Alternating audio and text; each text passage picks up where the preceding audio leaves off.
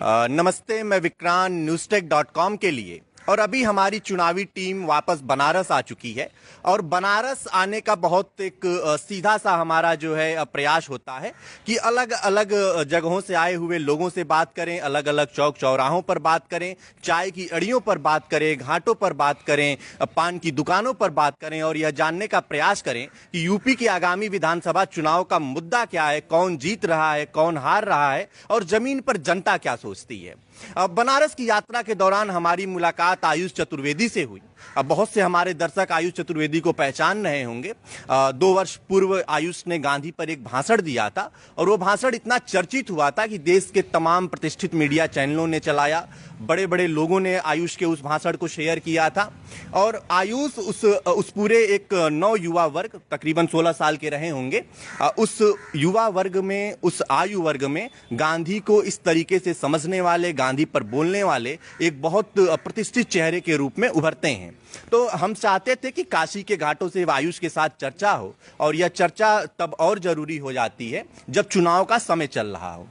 2014 के बाद जब सत्ता परिवर्तन हो रहा था तो सिर्फ यह मोदी का आना या भारतीय जनता पार्टी का सरकार में आना नहीं था, बल्कि एक विचारधारा भी आ रही थी और उस विचारधारा में बहुत सी ऐसी चीजें आ रही थी जो बहुत से लोगों को असहज कर सकती थी और बहुत से लोगों को सहज कर सकती थी।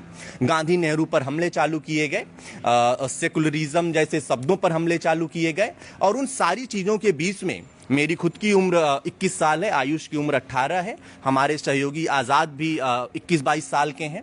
तो हम सभी लोगों का जो मतदाता बनने की प्रक्रिया थी वह 2014 के बाद चालू हुई थी, जहां हम राजनीति के पूरे समीकरण को देख रहे थे, राजनीतिक बयानबाजी को देख रहे थे, राजनीतिक घटनाक्रम को देख रहे थे और उस बीच में आयुष निकल कर आते हैं और गांधी पर बात करते हैं, नेहरू पर बात करते हैं, कट्टरता के खिलाफ बात करते हैं और तब करते हैं जब गांधी, नेहरू और इन सारी चीज़ों पर बहुत मजबूत तरीके से हमले हो रहे थे। व्हाट्सएप फॉरवर्ड की मैं बात कर रहा हूं। तो आयुष, सबसे पहले तो हम जानना चाहेंगे कि आपका एक संक्षिप्त परिचय जो हमारे दर्शक आपके बारे में जान सकें।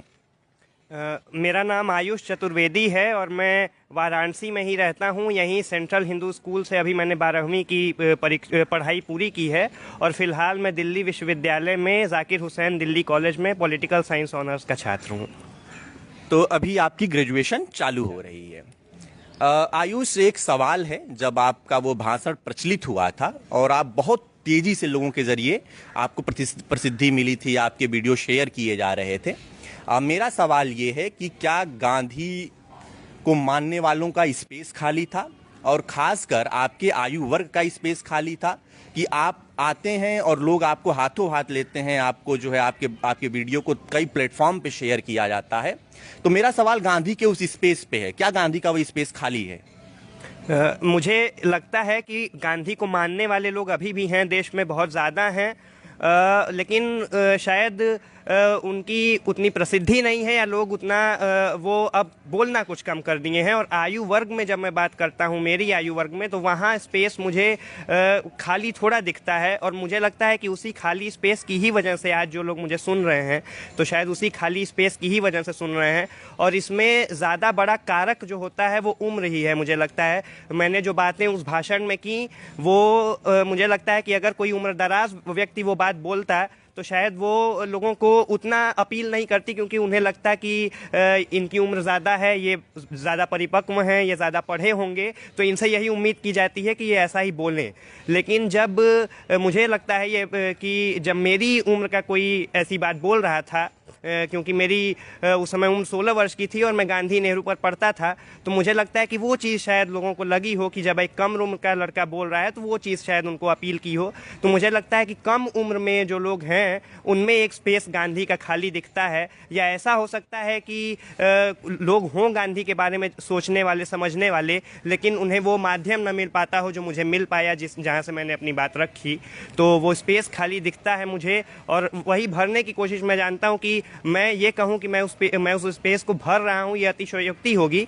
मैं ये कोशिश कर रहा हूँ कि और लोग भी उस स्पेस में आने की कोशिश करें।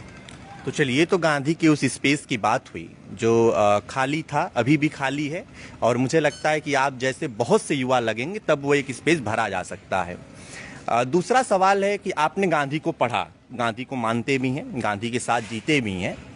जब प्रतीकों के सहारे गांधी को माना जाता है, जैसे कोई बहुत बड़ा स्टार है, कोई बहुत बड़ा नेता है, जब चरखे के साथ फोटो लगाकर और गांधी का कोई एक कोटेशन लिख देता है, तो जब प्रतीकों के जरिए गांधी को माना जाता है, उस पर आप क्या सोचते हैं? गांधी प्रतीकों के जरिए लाए जा सकते हैं? मुझे लगता है ये बहुत आउटडेटेड हो जाएगा अगर हम खाली प्रतीकों के जरिए गांधी को लाना चाहें। ये बात अलग है कि हम कहीं चरखा बना दें, लाठी बना दें, चश्मा बना दें तो वो गांधी का ही प्रतीक बन जाता है, लेकिन गांधी प्रतीकों से बिल्कुल नहीं आएंगे। गांधी ने प्रतीकों को ढूंढा, गांधी को प्रतीकों से हम नहीं ढूंढ सकते हैं, गांधी ने नए प्रतीक ढूंढे। आज गांधी होते तो वो चरखे की जगह कोई और नया अहिंसक प्रतीक लाते जिससे कि हम उससे कुछ आगे काम कर पाएँ। लेकिन मुझे यही लगता है कि प्रतीकों के जरिए हम अगर गांधी को मानना चाहें या गांधी को अपनी विचारधारा में न लाकर खाली उस प्रतीक के सामने अपनी फोटो खिंचाकर हम गांधीवादी बनना चाहें तो वो तो नहीं हो पाएगा। मुझे लगता है कि चरखे के सामने फोटो खिंचाने वाले या फिर किसी पोस्टर पर चश्मा बना के और एक चश्मे पर स्वच्छ एक पर भारत लिख के, वैसे नहीं होने वाला है कुछ। जब तक हम उस स्वच्छता के विचार को या उस सांप्रदायिक सद्भाव के विचार को अपने अंदर नहीं लाएंगे तब तक प्रतीकों से गांधी बिल्कुल नहीं आने वाले हैं, ऐसा मेरा मानना है। सच में वास्तविक जीवन में गांधी की प्रैक्टिस आसान है? आप कर पाते हैं? बहुत कठिन है। गांधी के कई व्रत हैं जो मैं ऐसा भी मानता हूं कि ज़रूरी नहीं है कि कोई आदमी समग्र गांधीवादी हो ही नहीं सकता है, वो खाली गांधी थे। समग्र गांधी दूसरा कोई नहीं हो सकता है। आप स्वच्छता का पालन करेंगे तो हो सकता है कोई एक चीज़ छूट जाए, कोई दूसरी चीज़ छूट जाए। गांधी समग्र रूप से एक गांधीवादी होना बहुत मुश्किल है आज के दौर में। वो मैं मानता हूँ कि मैं भी नहीं हूँ, और जो लोग ये दावा करते हैं कि मैं बहुत बड़ा गांधीवादी हूँ, मुझे लगता है समग्र रूप से वो भी गांधीवादी नहीं है, और ज़रूरी भी नहीं है कि समग्र रूप से हम गांधीवादी हों, क्योंकि गांधी ने अपनी जान स्वच्छता के लिए नहीं दी थी, गांधी ने अपनी जान अपरिग्रह के लिए नहीं दी थी, गांधी ने अपनी जान सांप्रदायिक सद्भाव के लिए दी थी। तो अगर हम सांप्रदायिक सद्भाव के उस तत्व को अपने अंदर लाते हैं तो वही हम समग्र रूप से गांधीवादी हो जाएंगे। हमें और कोई ज़रूरत नहीं है कि हम गांधी के सारे व्रतों का पालन करें, हम जो है कि शाकाहार का पालन करें। ये एक तरह का दबाव भी होगा कुछ लोगों पर, तो ऐसा मेरा बिल्कुल मानना नहीं है। हम गांधी के जो सबसे मजबूत तत्व है उसका अगर हम पालन करें तो वही असल गांधीवाद होगा। तो सांप्रदायिक सद्भाव की बात जो महात्मा गांधी लगातार करते थे, यहाँ मैं जिक्र भी करूँगा, नुआखाली की घटना आपको याद होगी। जब देश आज़ाद हो रहा था, वहीं अखिल भारतीय राष्ट्रीय कांग्रेस थी, वहाँ पे सत्ता का बंटवारा हो रहा था, लोग अपने अपने हिसाब से सत्ता को बनाने के प्रयास कर रहे थे। एक बुजुर्ग वहाँ से 1500 किलोमीटर दूर जाता है और सांप्रदायिक सद्भाव की बात करता है। अभी आपने कुछ भाषण सुने होंगे, मतलब ये 2-3 साल 4 साल से पूरा एक पैटर्न बना हुआ है और एक विशेष समुदाय के खिलाफ हिंसक बातें की जा रही हैं। अभी हाल में हरिद्वार के उस पूरे धर्म संसद का जिक्र लगातार सोशल मीडिया और मीडिया प्लेटफॉर्मों पे चल रहा है, और जैसे हिंसा की बात की जा रही है और जैसे मारने और मरने की बातें की जा रही है, उसके बीच गांधी कहाँ खड़े हैं? मुझे लगता है गांधी इन सब के बीचों बीच खड़े हैं, और ऐसे लोग गांधी के भी ज़माने में थे और आज भी हैं। गोलवलकर ने सबसे पहले ये लिखा था कि हमारे दुश्मन अंग्रेज़ नहीं बल्कि मुसलमान, कम्युनिस्ट और ईसाई हमारे सबसे बड़े दुश्मन हैं। तो ये विचार तब से ही पल रहा था, जो आज बड़ा रूप ले रहा है। बड़ा रूप तब भी लिया जब वो गांधी की हत्या किया, और बड़ा रूप आज भी बहुत व्यापक पैमाने पे ले रहा है। और मुझे लगता है कि ये विचार हम सबके अंदर कहीं ना कहीं एक धर्म से नफरत करना, एक लिंग से को अपने से बहुत अलग मानना, वो चीज़ हमारे विचारों में बहुत अंदर धंसी हुई है। इस्लामोफोबिया है, मिसोजिनी है, कास्टिज़म है, ये चीज़ें हमारे अंदर बहुत अंदर तक धंसी हुई हैं। जब तक हम इन चीज़ों से छुटकारा नहीं पाएंगे तो मुझे लगता है कि ऐसे ही धर्म संसदें होती रहेंगी, क्योंकि ये विचार बहुत पुराना है और ये धीरे धीरे करके इस विचार में बहुत लोगों को लाने की कोशिश करेंगे। और यहाँ हमें फिर ज़रूरत पड़ती है कि हम किसी वाद के वादी ना हो, क्योंकि कोई भी पैदा गांधीवादी नहीं होता है, कोई भी पैदा मार्क्सवादी नहीं होता है। मैं मानता हूँ कि हम लोग पैदा दूधवादी होते हैं, हमें खाली दूध चाहिए होता है। उसके बाद हम कहें कि रोटीवादी होते हैं, कपड़ावादी होते हैं, किसी को किसी विचार से ऐसी अधिसंख्य जनता है इस देश में जिसको किसी विचार से कोई मतलब नहीं है। तो मार्क्सवादी, गांधीवादी, दक्षिणपंथी, वामपंथी होने से पहले हम जब रोटीवादी होंगे, कपड़ावादी होंगे, मकानवादी होंगे, तब हमें इस देश की असल सच्चाई पता चलेगी, और तब पता चलेगा कि इन धर्म संसदों का हमारे रोटी या हमारे डाइनिंग टेबल से कोई लेना देना नहीं है। इधर कुछ सालों में हुआ ये है कि राजनीति को इन लोगों ने हमारे डाइनिंग टेबल पर ला के रख दिया है, और उससे और जो टीवी डिबेट्स का जो मुद्दा है वो आज हमारे घर की बहसों का, हमारे चाय की अड़ियों की बहसों का मुद्दा हो गया है। तो टीवी जिस तरह से करप्ट हुआ है, वैसे ही हमारे विचार करप्ट हुए हैं, वैसे ही हमारे परिवार में हमारा स्नेह करप्ट हुआ है। तो ये एक बहुत बड़ी प्रक्रिया चलती है जो कि हमें नफरत परोसी जाती है जब, तो फिर उसका परिणाम जो होता है वो ऐसे ही धर्म संसदों में हमें मिलता है। और ऐसा विचार जो नफरत का विचार है वो तब भी था जब गांधी थे, तब बल्कि दोनों तरफ था। आज हमें एक तरफ ज़्यादा दिखाई देता है क्योंकि धर्म संसदें एक तरफ ज़्यादा होती हैं। चलिए, तो जब गांधी और नेहरू पर हमले होते हैं आयुष, गांधी को लेकर कई तस्वीरें चलाई जाती हैं, नेहरू को लेकर कई मिथक गढ़े जाते हैं, और उनके समानांतर जो और भी लोग थे, चाहे वो सुभाष थे या सरदार पटेल जी थे, इन सभी लोगों को एक तुलना के आधार पर देखा जाता है। पटेल की एक प्रतिमा बनाई जाती है, सुभाष के नाम पे कार्यक्रम किए जाते हैं। इन सारे विवादों के बीच में आप क्या समझते हैं, मतलब आज का इतिहास कहाँ खड़ा है? मुझे लगता है कि सबसे पहले तो हमें ये समझने की ज़रूरत है कि इन तमाम जो जेन्युइन स्वतंत्रता सेनानी थे उनके अंदर मतभेद तमाम रहे। गांधी नेहरू को हम बताते हैं कि गांधी नेहरू को बहुत मानते थे, लेकिन सबसे ज़्यादा मतभेद भी गांधी और नेहरू में ही थे। तो मतभेदों का होना, दुश्मनी का होना बिल्कुल नहीं है। गांधी और अंबेडकर में दुश्मनी थी, ऐसा बिल्कुल नहीं है। मतभेद ज़रूर थे, गांधी और भगत सिंह में मतभेद थे, गांधी और सुभाष चंद्र बोस में मतभेद थे, छोटी चीज़ों को लेकर मतभेद थे। गांधी और लोहिया में सिगरेट को लेकर मतभेद था, गांधी और नेहरू में इस चीज़ को लेकर मतभेद था। लेकिन ये वही गांधी थे कि जिन्हें एक बार तोहफे में किसी ने सिगरेट का एक डब्बा भेज दिया था उनके जन्मदिन पर।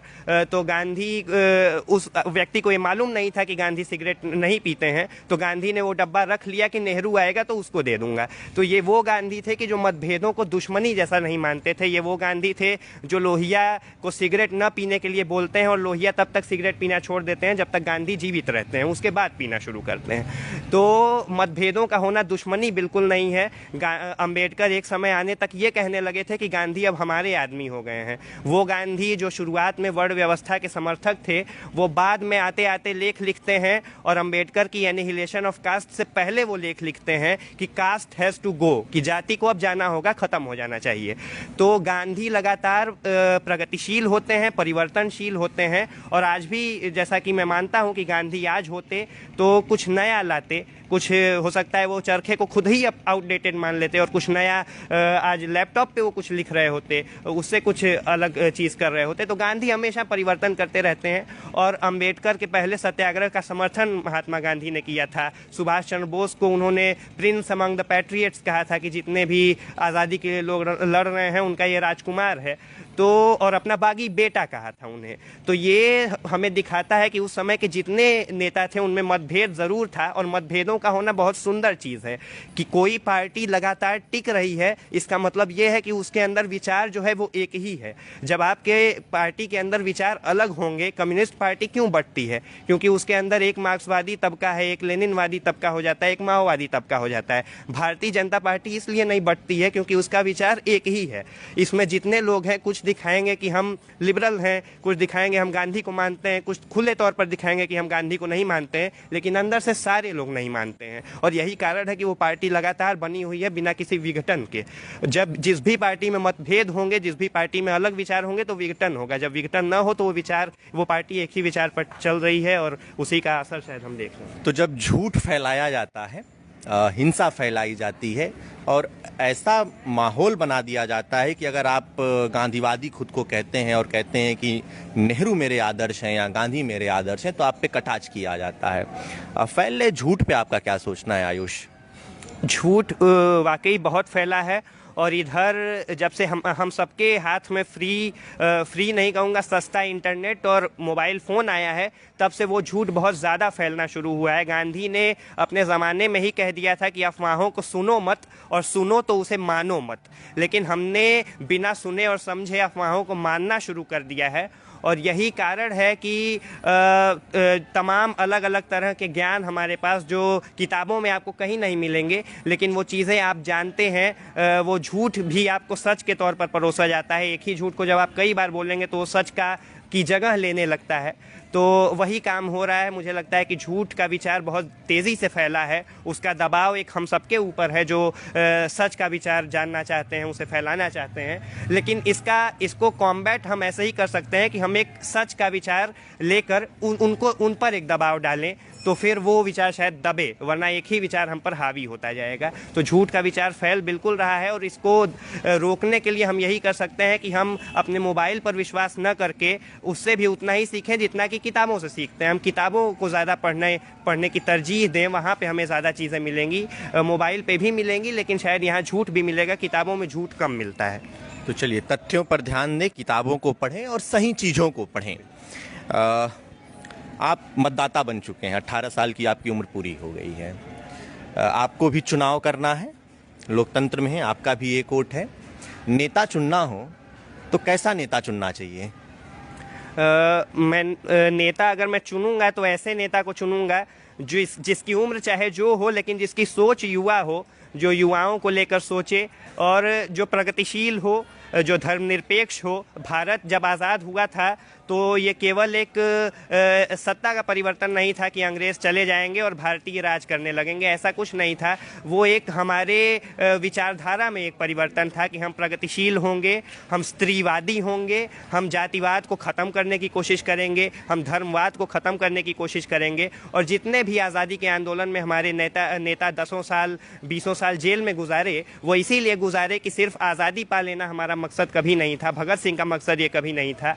हमें एक विचार अपने अंदर लाना है जो प्रगतिशील हो और जो बाकी देशों से भारत को एक नए रूप में दिखाए। तो मुझे लगता है कि जो नेता इस बारे में माने और जो नेता हमारे जितने आज़ादी के आंदोलन के स्वतंत्रता सेनानी थे उनमें से किसी एक को अपना आदर्श मानता हो, जो जेन्युइन स्वतंत्रता आंदोलन के क्रांतिकारी हैं। क्योंकि इधर कुछ जो आंदोलन के क्रांतिकारी नहीं थे उन्हें भी बड़ा क्रांतिकारी की तरह उन्हें पोर्ट्रे किया जा रहा है। तो वो ना जो असल क्रांतिकारी हैं उनमें से किसी एक को मानता हो। ज़रूरी नहीं है कि वो गांधी ही हो, वो भगत सिंह भी हो सकते हैं, वो अम्बेडकर भी हो सकते हैं, वो नेहरू भी हो सकते हैं, लेकिन किसी एक नेता का वो स्टॉन्च सपोर्टर हो, बिलीवर हो, सेक्युलर हो, धर्मनिरपेक्ष हो, जातिवादी न हो, तो वही मेरा आदर्श होगा और शायद मैं उसे ही वोट करूं जो ऐसा मुझे दिखे। चलिए, तो ये इनकी अपनी एक व्यक्तिगत राय है कि किस रूप में ये अपने नेता को चुनना चाहेंगे। आयुष, किसानों का आंदोलन रहा है, युवाओं का आंदोलन है, महिलाओं का आंदोलन है, कई तरह के आंदोलन चलते रहते हैं। वर्तमान समय में कृषि आंदोलन बहुत चर्चा में रहा और किसानों ने अपनी जीत भी हासिल कर ली। आपकी एक कविता मुझे बहुत पसंद आती थी, ट्विटर वगैरह पे मैं देखता था, वो किसानों के ऊपर ही लिखी गई कविता थी। मैं चाहूँगा कि आखिरी में आप हमारे दर्शकों को अपनी कविता सुनाएं। पहले तो मुझे सबसे पहले बहुत खुशी है कि उस आंदोलन में जीत हासिल हुई किसानों को, और वो बहुत ही अहिंसक आंदोलन था, लंबा चला वो आंदोलन और अंततः जीत हुई। वो कविता मैंने लगभग 1.5 साल पहले लिखी थी और छोटी सी वो कविता है। मैं सुनाऊं? हाँ हाँ, बिल्कुल। तो वो कविता ऐसे है कि मैं आरी से सूरज काट दूंगा ताकि दे सकूं गटर में उतरने वाले आदमी को भी उसके हिस्से की रोशनी। मैं चांद को जोत दूंगा ताकि वह किसान भी अपनी फसल उगा सके जिसे पृथ्वी ने ज़मीन नहीं दी।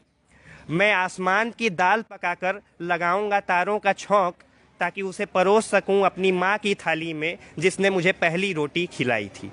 चलिए, बहुत शुक्रिया आयुष। तो ये हमारे साथ आयुष चतुर्वेदी थे, बनारस के रहने वाले हैं, दिल्ली विश्वविद्यालय के अभी छात्र हो चुके हैं और युवा गांधीवादी के रूप में जाने जाते हैं। गांधी को बहुत पढ़ते हैं, गांधी को बहुत समझते हैं, गांधी के समकक्ष लोगों को भी पढ़ते हैं, नेहरू को, सुभाष को, पटेल को, सबको पढ़ते हैं और अंत में गांधी को अपना नेता मानते हैं। तो ये हमारी एक स्पेशल रिपोर्ट थी काशी के घाट से, हमारे सहयोगी अजात शत्रु त्रिपाठी के साथ। नमस्कार, मैं विक्रांत, newstech.com के लिए।